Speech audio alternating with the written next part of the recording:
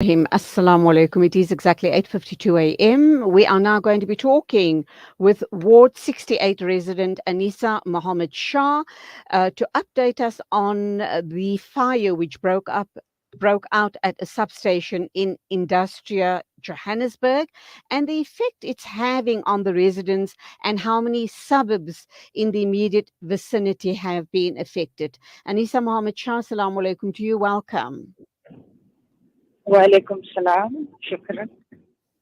I guess it's bad enough that we are being hit in a very, very hard way by ongoing blackouts. And to add insult to injury, you now have a substation which obviously, a fire broke out at the substation, and it adds further to the difficulties of the people living in that area. Tell us when this happened, and is there any suspected foul play, or was this a genuine fire due to some sort of breakdown at the substation? Um, to be honest, this isn't the first fire that broke out, to my knowledge, or some form of malfunction. So right now, we cannot say that it was, if what, if I may put it, because some people would say it's sabotage, but it's happened in Eldos, it's happened in Soweto, it's happened quite often here in Johannesburg. I'm sorry, in the Ward 68 sector as well. And basically, this isn't the first time. So if it's not the substation that has burned, then it's those little what you would call you know I'm not sure, the powerhouses that are in the residential areas that actually are destroyed, and that's through an overload of electricity running through because of illegal Connections. connection. Yes. Okay, is that a big problem in your area? Okay, before you respond to that question, tell us about the areas that has been affected by the fire at the substation. Which would they be? Um, all right. Nuclear, Bosman, Rivoli, Industria, um, uh, and the yes, and I think it's nuclear. I did say nuclear. So those were the areas that were affected by it. And the problem here is that it's not the, and Okay. it has a ripple effect on not just electricity going off, but it affects everything in our livelihoods and everything. Absolutely. Look, it's bad enough that we have to contend with rolling blackouts, but then with substations, that break down or, you know, catch a light. I'm kind of wondering about this phenomena. I am going to be talking a little later to an energy expert, Ronald Chauke, and I'm going to put this question to him.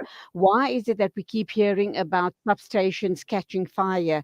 Is it an act of sabotage, or is it due to some sort of malfunction at the substation and that's why it catches a light? That being said, how are the residents coping?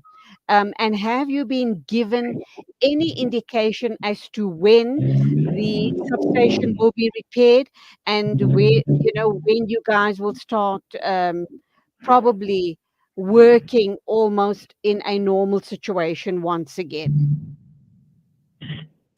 Julie, from what, well, the electricity we are back online since last night, so that's a relief. But going back to where we speak about the substations burning out and whether it's an act of sabotage or just malfunction, to me it feels as though it is more of negligence. You see, it, what I would say is that the For the technicians, for whoever the tenders are, it's a job done. They get paid for their job and the day is over. There's Mm. nobody actually maintaining those substations, which needs maintenance. Remember, many years ago in the apartheid era, there were areas that didn't have electricity. And now we have electricity, which is running through many suburbs, many areas that didn't, at the time have access to electricity. So I would say that it's, we cannot keep blaming the government either. Us as citizens, the educated people, the engineers, those people, we need to actually put our words aside and start putting action to whatever it is that we have knowledge on. Brainstorm and think about how we can solve this problem because there is an issue. It's a huge issue. Not just the load shedding, but I mean, now it's a new thing where these substations are burning. Is it somebody that's actually doing that so that they can, it's a business. You're running a business, if you get my point. So, Okay, uh, all right. Just yeah. to let you know that we've just received a message. Someone called in to say that certain areas or certain parts of Bosmont is still without power. So at this point, we're not Okay. sure if it's blackouts or whether it is due to the power station, the power station having burnt out. Someone's also saying that the water goes off almost every night. At Yes, Fajr that's time, the there issue is as no well. water. At Fajr time, there is no water, and people who wanting to make abdas and want to, read their salah, it is very, very Yes, difficult for yes, them. So these are the yes, that's problems we're facing.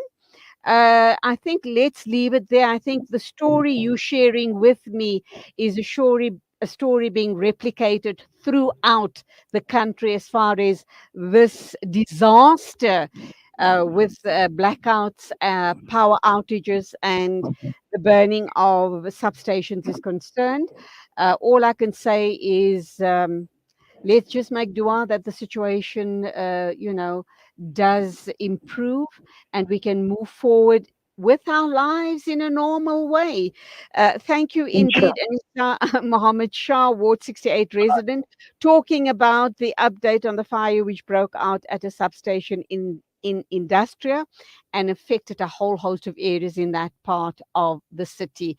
It is exactly 9 o'clock. In a minute, we'll be joined by Zai Jadwit with the news bulletin of the day.